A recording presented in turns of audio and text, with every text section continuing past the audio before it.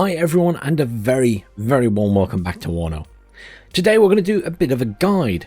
I had a question on the channel about the unit card for Infantry, and I realised I've never actually done a video explaining the unit cards.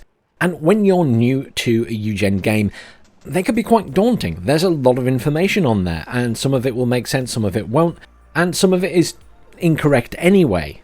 Sorry to Eugen, but this has been an issue with most of their games. There's some information that simply isn't on these cards, and therefore the information provided is slightly incorrect on some of them.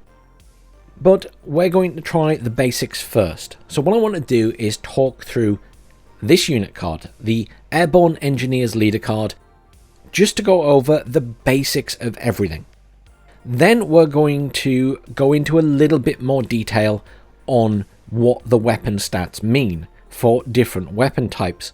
We'll start with infantry, and then we'll have a look at some vehicles as well. The aim is here that initially we'll have the very basics, and if that's all you need to get into the game and that's all you want to know, you can stop there. If you would like to know some more advanced stuff, then you can go beyond that and have a look at the next part of the video. I'll put chapters in, obviously. Towards the end of the video, we'll also take a look at much more advanced information and data, kindly provided by the War Yes team on their website, which I will show you all and we can have a look at to compare the in-game stats and the stats that they provide on their website. It gives us a little bit more detail. And then at the very end of the video, I will leave a little section in about damage calculation for armor penetration, because it is something that is quite complex in this game. Those who have played Wargame Red Dragon will understand it better, because it was the same in there, or near enough. Steel Division 2 handled things quite differently. But let's start at the very beginning. Let's start by just having a look at the unit card. So here we have the Airborne Engineers Leader, AB standing for Airborne in this case. Here we see the flag of the nation they come from, they belong to. Then we have their price, 135 in this case. And then we have a little symbol for command. That's the little star. That means they're a commander. They can cap points. And then we have Airborne Engineers Leader, their title. Under that, we have Command Squad, which is the type of unit they are. Other infantry squads will have different names or different types of squads. Under the name of the unit, or under the type of unit it is, I should say, you get the traits of that unit. So in this case, the command squad is a leader. They get +1 veterancy level to all nearby units. So any units that are around them, they will provide +1 veterancy. So if you've got veteran units, they will become elite units. You get the idea. And the range should be displayed around it. They're also shock. So shock units inflict more suppression when fighting in close combat ranges, so they get a bit of bonus in woods and urban areas, for example. And then they have the airborne trait, which means that they can forward deploy. And just to clarify, that forward deployment, you can also go down to the very bottom, I know we're skipping ahead slightly, and you'll see there is advanced deployment range. And if a unit can be deployed forward, they will have advanced deployment listed here. Straightforward enough. Okay. Then you have this unit cost tab, or little icon, which in this case is very high. This was originally going to be something else, and then it was adjusted to this. I don't think it really has a huge amount of bearing, and I don't fully see the point in it. Originally, they had hoped to make this whether the unit was good based on its price, but that's really difficult to do in these games. So that was scrapped, and then they just decided to base it on price, and I don't think it's very helpful anyway. So I would honestly mostly ignore that. Unit cost is something you will come to understand in general, and I wouldn't worry too much about what it says there. Next up, you have armor. Infantry don't have armor.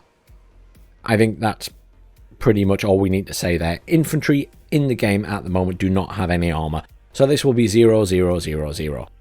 That relates more to vehicles, and we'll come back to that for vehicles.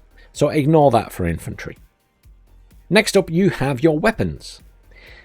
In WARNO, every unit has 3 weapon slots. Steel Division 2 had 4, and a lot of people have been arguing for WARNO to get 4 as well, but as it stands, Eugen aren't budging on that, I don't think, and it's remained at 3. So, let's have a little look at those. So, the Airborne Engineers have all 3 slots filled, not all units will.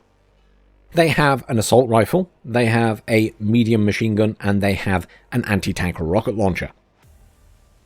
Let's have a look at each of these in turn. So, under assault rifle, you get 3 little boxes.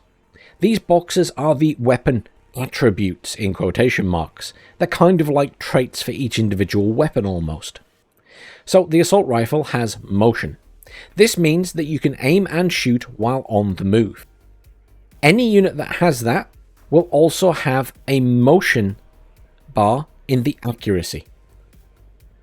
So, anything that can fire in motion will have static and motion in accuracy, and we'll come back to that. This is also a close range weapon, so the idea is it's for use in close combat situations. It's an assault rifle, we'd pretty much expect that. Next up is weapon damage. An assault rifle only has HE damage. This is WARNO's version, or Eugen's version, of damage to infantry. So infantry damage. Whereas vehicles with armor take penetration damage to their armor, which we'll see when we get to the anti-tank rocket launcher. But needless to say, HE damage does damage to infantry and potentially unarmored vehicles such as little jeeps and things. Suppression is how much suppression the unit will do, and therefore how it affects the unit that it's firing at's cohesion. Cohesion is important in the game because the lower it gets, the less damage you do, the more inaccurate you are, and eventually the unit panics and runs away. Cohesion makes a lot of difference right now, especially for infantry, but it also applies to vehicles as well, because they lose accuracy when they become low in cohesion. I find it a little bit confusing that they've got this suppression and cohesion, and they actually sort of interlink. I'd rather they just call the whole thing suppression. I think it's a bit convoluted the way it is at the moment. It's just, there's a bit too many names for things, and I don't think it makes it very accessible. But in principle, suppression means that it causes more cohesion loss for what it's hitting. Your target ranges are your maximum ranges that this weapon can fire at. So the assault rifle, the M16 here, has a maximum ground target range of 850 meters and a maximum range against helicopters of 525 meters. So these guys will fire at helicopters as well. Accuracy. Static is 30% accuracy at maximum range. So at 850 meters, the accuracy is 30%. The closer you get to your target, that accuracy actually goes up.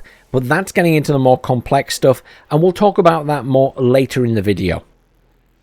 Motion is the same, so 14% at that maximum range, and the closer you are, the higher the accuracy is. But again, we'll talk about that later in the video as it's getting more complex, and it doesn't apply to every weapon in the game. But again, we'll talk about that when we get there. But needless to say, your assault rifles and things like that gain accuracy the closer you get. So accuracy range scaling. That's what everyone tends to call it. Next up are your shooting attributes. Your rate of fire, your aiming time, your reload time, and your salvo length. The only thing I'm going to say here is, again, it's getting into a bit more complex territory. Rate of fire is wrong. This is not the unit's true rate of fire. For some units, it is. So for tanks and things like that. But when it comes to assault rifles and machine guns, it's not. But again, we're getting into more complex stuff. And we will talk about that when we look at the War Yes website, as they have detailed information on all of this. If you're just taking the basics into account, your rate of fire is 144. That's all you need to know. Move on with your life. If you'd like to get a bit more complex about it, stay till later in the video. Okay, supply cost is how much it costs to completely resupply this weapon. So, For 660 rounds, it costs 220 points of supply. Reasonably expensive. If we have a look at the medium machine gun, we can see that its HE damage is only 0.11. Now, many of you may be sat there thinking, that doesn't do a lot of damage, considering it's a machine gun with a bigger round size. Well, what I want to point out there quickly is that is for one machine gun. 0.11 is a single machine gun. When we look at the assault rifle's HE damage, 0.39 is for 11 assault rifles. So you actually have to divide 0.39 by 11, and then you will get its actual value per gun. So this is giving you the total amount of HE damage for all weapons available when you see this. So if we were to look at a squad that had 2 M60s, it would be HE damage of 0.22. Now, what's different about the medium machine gun is it has a hand symbol up here, which means static. So that means it cannot fire on the move. And that is reflected by down here, we only have a static accuracy. We do not have an in-motion accuracy. And much like the assault rifle, the accuracy is 30% in this case at maximum range, 850 meters, or indeed accuracy 30% at 525 meters against helicopters. Rate of fire 249. Yes, we'd expect it to be a bit faster. It is a machine gun. But again, that's not necessarily the correct rate of fire. But again, we will come back to that later in the video. Aiming time, reload time, a bit higher. You've got to load a belt mag, basically. So that takes longer. Supply cost is actually reasonably cheap. You get 800 rounds for 80 here. That means you're paying 10 points per 100 rounds. So that's pretty good value for money. Or value for supply cost in that case. And last but not least, we have the anti-tank rocket launcher. Now, infantry will carry different types of weapons that are anti-tank. All of the short-range ones, shall we say, are called anti-tank rocket launchers at the top. Majority of them, I think, if not all of them, are static, so you have to be stood still to fire. They are high explosive. In terms of just the shell, that's what it is. Don't worry about that too much. Most weapons have this. What is the important thing is actually the little symbol at the end here. So in this case, it is high explosive anti-tank. High explosive anti-tank is what all ATGMs will be. Tank guns and certain other weapons, on the other hand, will also have kinetic instead of high explosive anti-tank. And they have different damage calculations for armor. And again, we're starting to get into the more complex side of things there, so I don't want to talk about it too much here. But needless to say, high explosive anti-tank is just what most, if not all, infantry will have. So that simply means that the damage at maximum range is 13. The damage at close range is 13. So the AB engineers with the M72 law are able to penetrate 13 armor at close or maximum range. Now, the only thing to mention here is that any high explosive anti-tank weapon will always do a single damage to a vehicle. Let's say a tank has 10 hit points and 20 armor. If you hit that front 20 armor with this weapon, you won't penetrate it, but because it is high explosive anti-tank, you will still do 1 damage to its health pool. So you're effectively penetrating and doing 1 damage in every situation if you hit that front armor. It's maybe not hugely beneficial to do 1 damage to the front of a tank. You really want to do side shot damage to a tank. I realize at this stage that's probably as clear as mud, but when we go into the more advanced stuff, if you want that kind of information, then I will explain all of that in more detail and it will hopefully make more sense. All you really need to know for the basics is this will do damage to vehicles. It will not hit infantry. It's as simple as that. This is an anti-ground vehicle weapon. It does quite a bit of suppression. Its range isn't great at 675 meters. Its static accuracy is 39%. Again, the closer you are to the enemy, the more accurate this will become. So if you're stood up close and personal with a tank, you know, couple of 100 meters away instead of 675, then you're going to be more accurate. But again, it's getting into more complex stuff, and we'll talk about it later. Rate of fire is 20, so it's got a pretty good fire rate. It takes a couple of seconds to reload, a couple of seconds for aiming time, and it fires 1 missile or rocket per shot. Makes sense. And you get 4 missiles total before you need to resupply the unit. So that's the weapons. And we'll have a look at some other types of weapons as well, because there's some that will need a little bit of explaining. But down at the bottom here, for infantry, this is listed as strength. So in this case, if I turn this camera around a bit, you can see there's 1, 2, 3, 4, 5, 6, 7, 8, 9, 10, 11, 12 squad members. On the unit card for an infantry unit, generally this relates to the number of members in a squad. There are exceptions to that in the infantry tab, and I will talk about them in a little bit. But normal infantry squads, this relates to the number of members in the squad. And it's basically also the hit points, I guess. Then you've got your optics value, normal in this case. Recon units will have higher optics. Then you have your stealth, which is how well hidden they are from enemy optics. Then, as we discussed, you have advanced deployment somewhere on here. And, you know, that can be on infantry or vehicles, and airborne get forward deployment, so they'll get the longest ranges. Recon get some forward deployment, a little bit shorter, but some recon units are also airborne, so they can deploy further forward as well. Again, I know it's a lot of information to take in, and I apologize. I'm trying to keep it simple, but then I feel as though I should mention some bits and pieces as I go. Okay, the last thing on here is speed.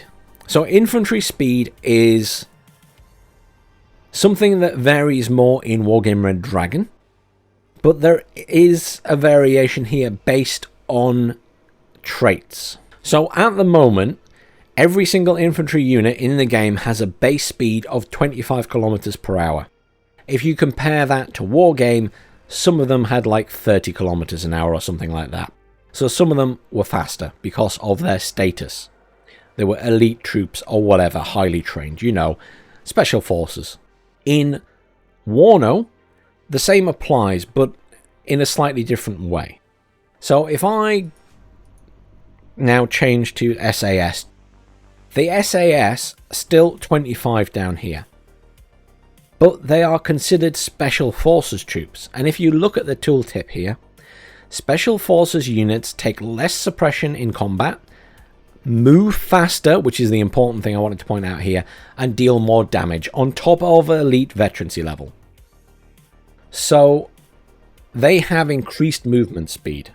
So just bear in mind that if you're wanting to chase down the enemy because they're running away and you want to take over them and get in firing range, you probably want some special forces or something like that. So back to our airborne leaders. I think we've covered the card. We've had a little talk about the different weapons. We've had a little talk about what the different statistics mean. If you're happy with that, you can stop watching the video here.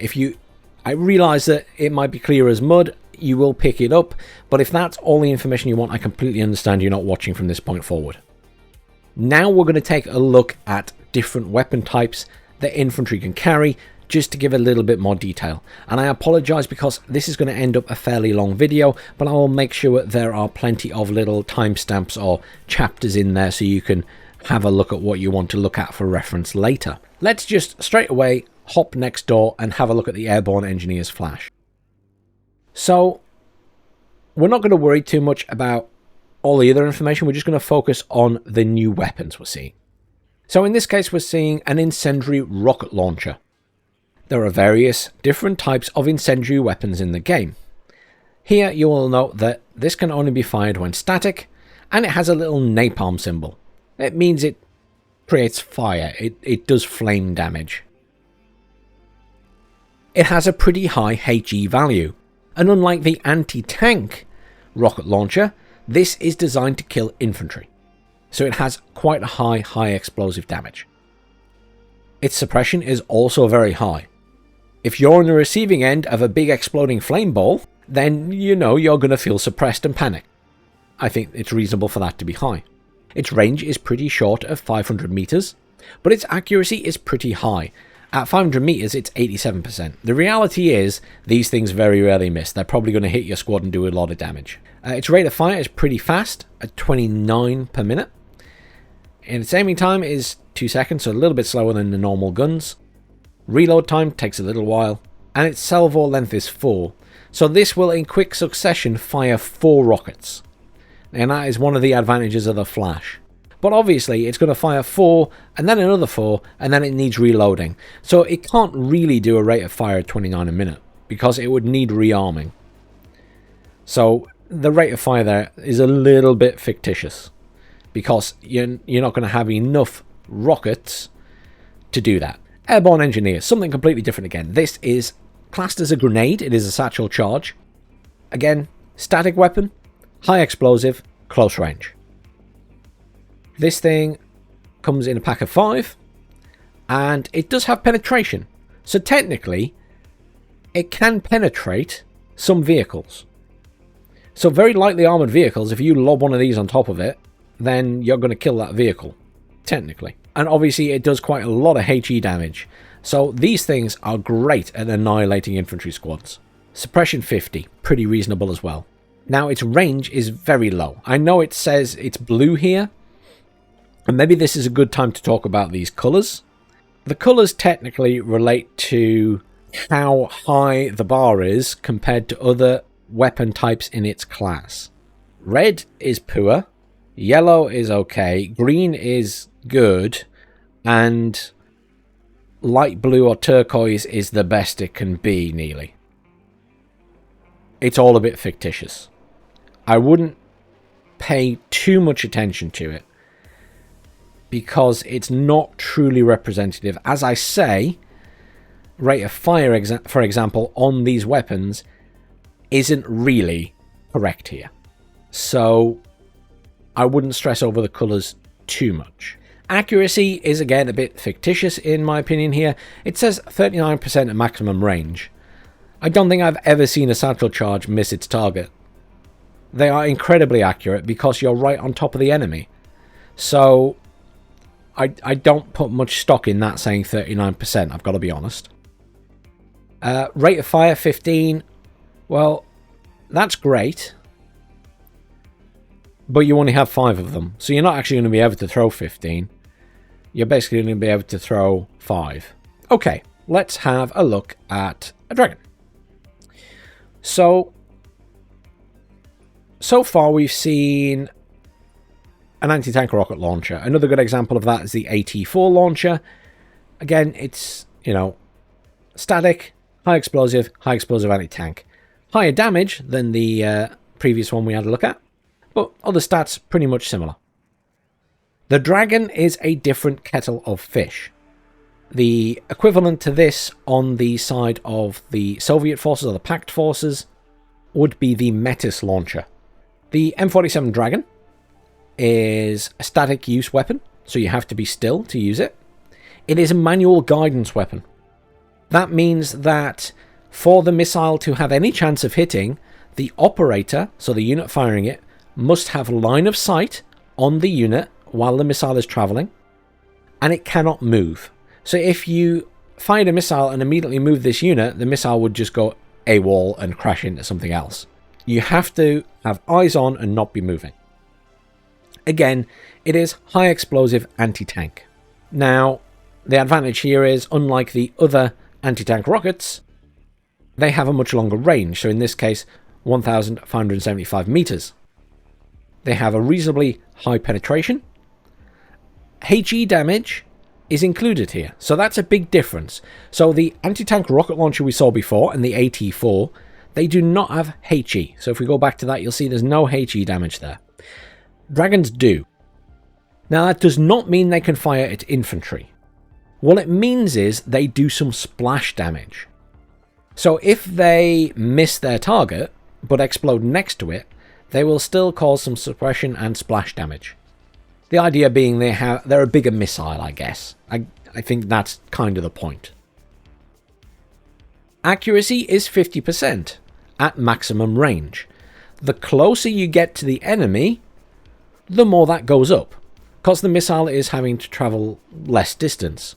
But obviously the closer you are to an enemy vehicle, the more chance the vehicle is going to fire back. One last thing to mention about the ground-to-ground missiles, or ATGMs as they are also known, which includes the Dragon and the Metis, is they have a minimum range.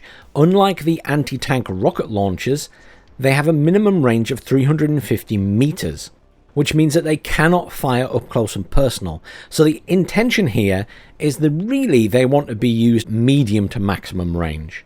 So let's say 750 to 1,500 meters.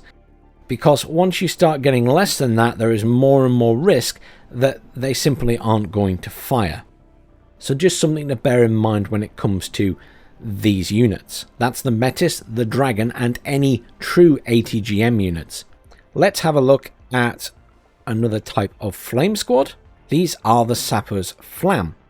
These have an actual flamethrower. So, much the same as the other flame weapons, they just don't have the little flame symbol. They're just called flame. They don't have the little napalm symbol though. HE damage 1.4. Suppression 92, as you'd expect. Flamethrowers are pretty scary.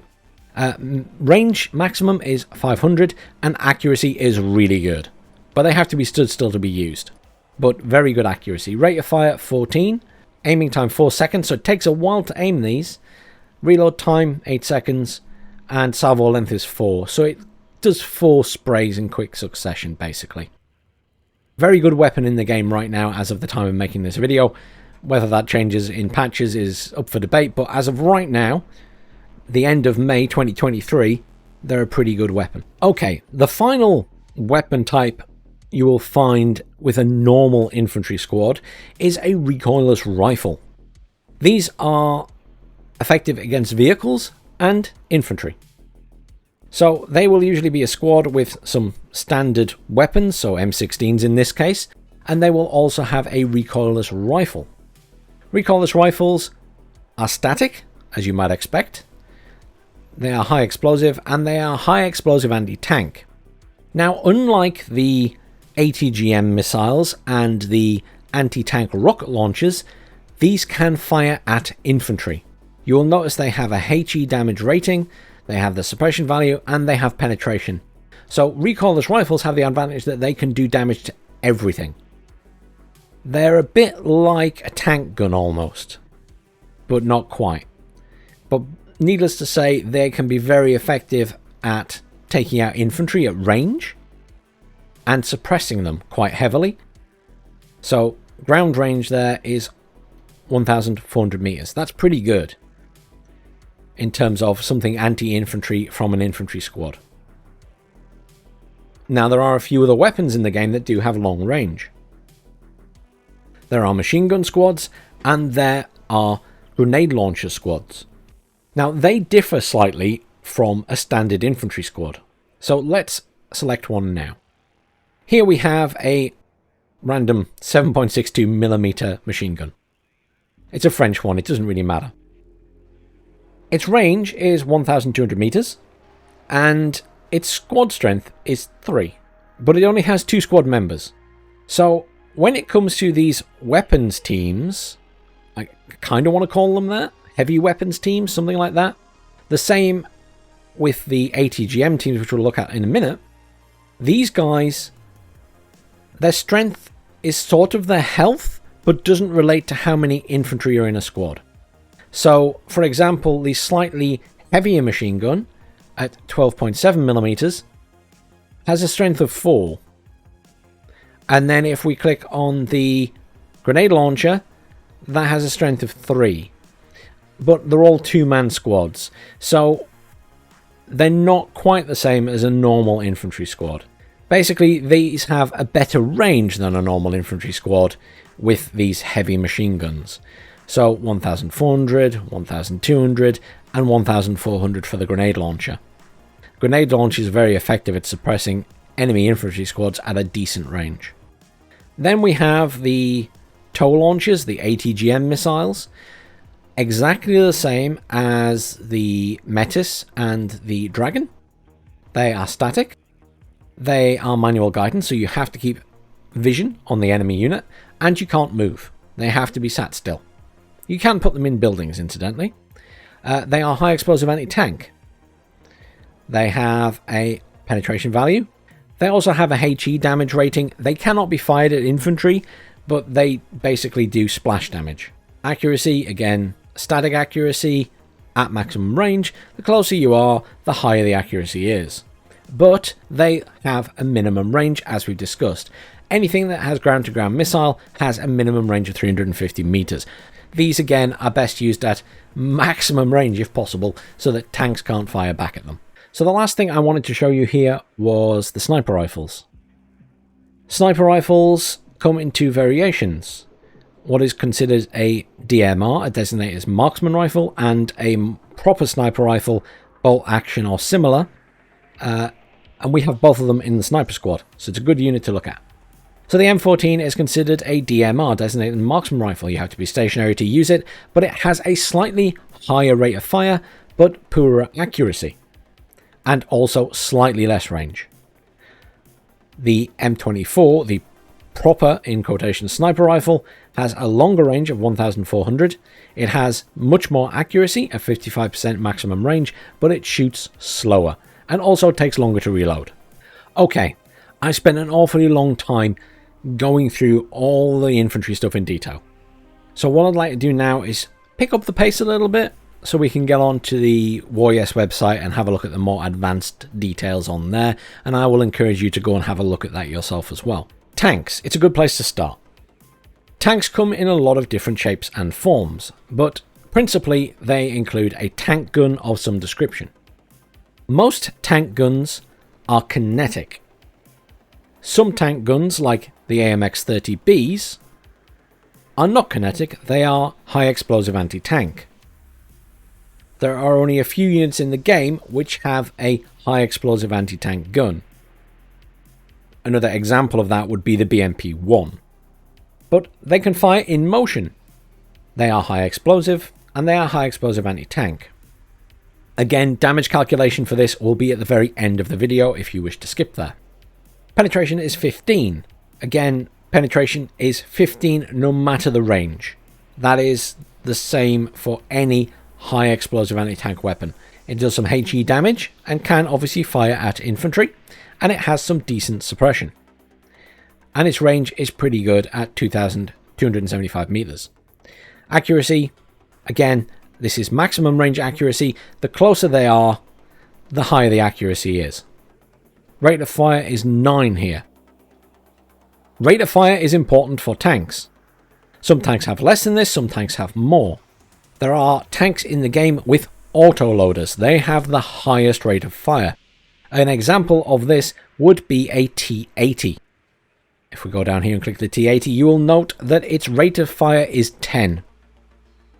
Rate of fire in a 1v1 tank battle gives you a huge advantage, because while your enemy is still reloading to take another shot, you potentially have fired again and killed the tank. So if you are against a tank that has a higher rate of fire, and you're struggling to penetrate it or do a lot of damage to it, and it's going to kill you in 2 hits, you might want to smoke pretty quickly. But that's getting into some micromanagey stuff. So suffice to say, higher rate of fire, better on tanks. But going back to our AMX-30, that's our tank gun. Okay, it's in this case high explosive anti-tank. Next to that, it also has an autocannon. There are various vehicles with autocannons. There are tanks with autocannons. There are armored vehicles with autocannons, and helicopters and jets with autocannons. Autocannons can often fire in motion. They are high explosive and they are kinetic. Kinetic weapons do more damage the closer they are to the enemy. Now, there is a bit of a mistake in the code of WARNO, which has been in there for a very long time. Any weapon which is kinetic in the game increases its penetration every 175 meters it gets closer to the enemy. Again, calculation will be at the end for all of this. What you need to be aware of is, in WARNO's case, right at the start of that, within the first 1 to 20 meters, it actually already gets +1. So technically the penetration of this autocannon would be 3 at its pretty much maximum range. So something to be aware of. And the closer you get to the enemy, every 175 meters, the more damage that autocannon will do. So technically, you can end up doing a lot more penetration with an autocannon if you're right next to an enemy vehicle, and therefore you're going to kill it straight away. Obviously, it doesn't apply to everything. Wouldn't necessarily do that to the front armor of a tank, but it's something to be aware of. Machine guns are just machine guns, the same as they are for infantry, so we don't need to worry about that. The other thing we'll take a quick look at are up here at the top, which is armor. So unlike infantry, there is an armor value. Front armor is always the highest on most vehicles, especially tanks. Side armor is usually second highest. Then you have your rear and top armor. Tanks always have their weakest point on the top, and therefore are susceptible to artillery shells hitting the top, cluster bombs hitting the top, missiles and things from other jets or bombs or anything coming from above and hitting the top, because that's the weakest point. Generally speaking, if you're in ground combat, you want to make sure the enemy are hitting the front with whatever they're hitting you with, as that is going to give you the most protection. Let's have a look at a tank which has a standard cannon. So a standard tank gun, in my opinion, is one that is kinetic. So any tank gun with this kinetic symbol. Kinetic Energy Penetrator. Please ignore some of the tooltips on these cards, because it talks about damage increasing every 100 meters. This is nonsense and is actually something left over, I think, from Steel Division 2 that still hasn't been fixed. Basically, this gun, as with the autocannons, has a penetration at its maximum range of 19. Technically, because of that earlier mentioned bug or error, it is actually a penetration of 20 at its maximum range thereabouts. And every 175 meters it gets closer to the enemy, that number increases further. 20 becomes 21, becomes 22, becomes 23. Can you see where I'm going with this? If you are right next to an enemy tank and you fire, you're going to do a hell of a lot of damage. Now, tanks work on the basis, or all vehicles work on the basis, of armor protects, and then they have hit points underneath. Most tanks have 10 hit points. For every point of damage that you breach the armor, you knock off a hit point, is the simple way to put it.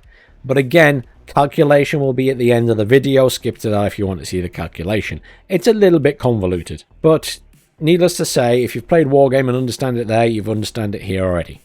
The reason that a T-55A down here can kill a Chieftain or a Challenger Mark II, which has much better armor, is because if it gets up close and personal, its penetration isn't 14, its penetration is over 20.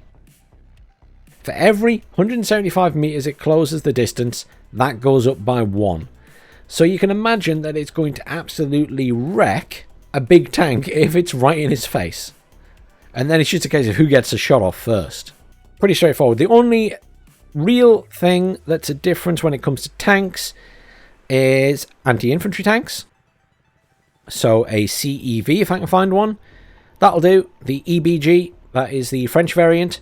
MX-30 EBG has this tank gun. It is actually more like a huge artillery shell. So it's a huge explosive round. It has much higher HE damage. It has a massive suppression. These are basically anti-infantry tanks. They just do huge amounts of damage to infantry. It's like firing a big artillery shell. Okay. So we've covered tanks. Vehicles are pretty much the same as tanks. There's not really any difference. The only thing I will mention is in terms of anti-air. Anti-air missiles, all anti-air missiles in the game, have no range scaling. So like the machine guns, there is no range scaling. So they're always the same in terms of their accuracy. So whether the unit is at max range or really close, it's always the same accuracy. The anti-air guns do have range scaling. So the closer they are, the better the range, or the better the accuracy on those weapons. Helicopters, is there anything special to mention? Probably we can mention here ECM. So some of the helicopters have ECM. There is a calculation for this, which I can't remember. It could be for another video, because this one's already ridiculously long.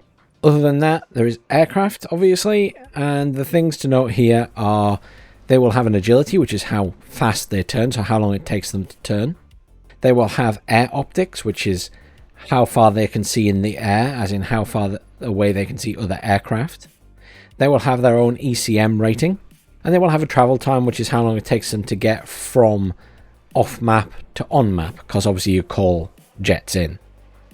And they have their fuel, and autonomy is based on seconds rather than kilometers, but very similar to tanks and stuff. And that's basically everything for the unit cards. I think we've covered everything within reason, except possibly some of the little traits and things, but needless to say, I think that's enough for one video, realistically. Let's have a look at the WarYes website now instead, just to see some of the other details that are available on there. Let's go back to the very beginning. And this time we'll have a look at the WarYes website at the same time. And I'm not going to do this for every unit we looked at, but I'll do a couple. So here we are with the AB engineers again in game. Let me bring up the WarYes website. So this is the WarYes website. You can do Frago, you can do WARNO Let Loose if you want, or just the standard game. You can put deck builds in here. You can look at the patch notes, you can compare units, you can explore the armory. There's a myriad of things you can do, and they're always adding more. It's a great website. You can type in the name of a unit and search for it. I'm searching for our Airborne Engineers leader. AB. There we go. Come straight up. There we go. Okay. So, most of the stats are exactly the same, yeah? Fine.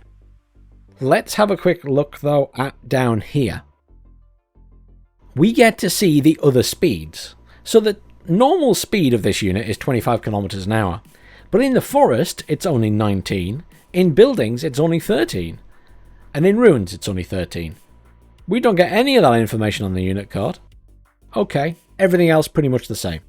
We do get more details on optics, so we get an actual number, and we get a stealth number as well.